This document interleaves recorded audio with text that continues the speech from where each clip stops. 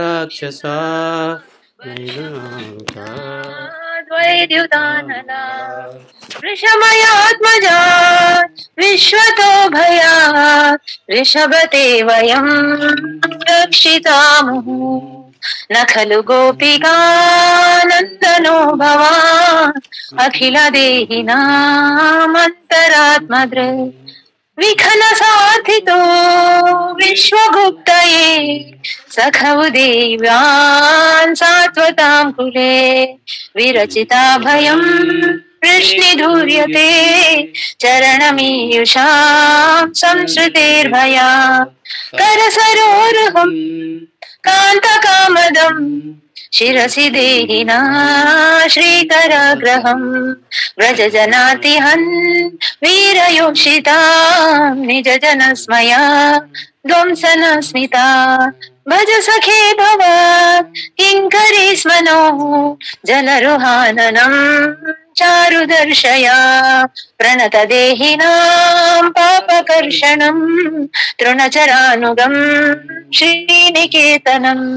फणिफलार्पितं ते पदाम्बुजं कृणुकुचेषु न गृन्धिरिच्छयं मधुरया गिरा वल्गुवाक्यया बुधमनोलया पुष्करेक्षणा विधिकरीरिमा वीरमुह्यते अधरसीदुना व्याययस्वना तव कथामृतं तप्तजीवनं कविभिरीडितं कल्मषापहम् श्रवणमङ्गलम् श्रीमदाततं भुवि गृह्णन्ति ते भूरिदा जना प्रहसितं प्रिया प्रेम वीक्षणं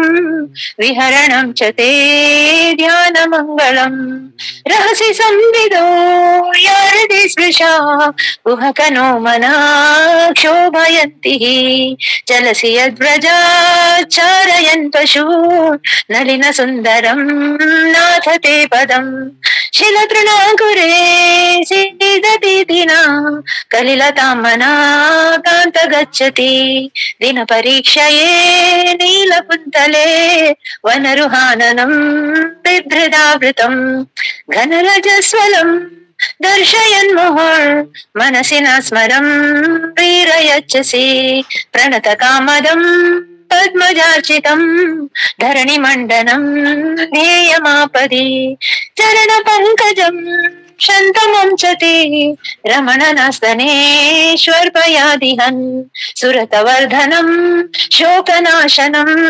स्वरितवेणुना सुस्तु चुम्बितम् इतररागवे स्मरणं नृणा वितरवीरना ते अधरामृतम् अठति यद्भवान् अग्निकाननं त्रुटियुगायते त्वमपश्यताम् कुटिलकुन्तलं श्रीमुखं च ते जडौ देक्षतां पक्ष्मकृदृशां पतिसुतान्वया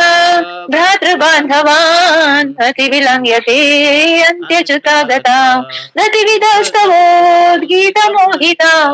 हितवयोषिता तस्त्यजे निशि रहसि संविदं ऋच्छयोदयं प्रहसिताननं प्रेम वीक्षणं बृहदुराशियो वीक्षदामते मुहुरति स्पृहा मुह्यते मनः व्रजवनौकसां व्यक्तिरङ्गते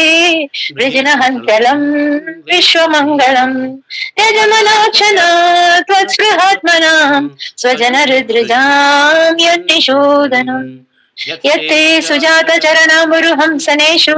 भीताः शनैः प्रियदतीमहि कर्कशेषु तेनाटवीमटसि तद्व्यततेन किं स्वित् पूर्वादिभिर्भ्रमति धीर्भवदायुषां नः इति गोपी।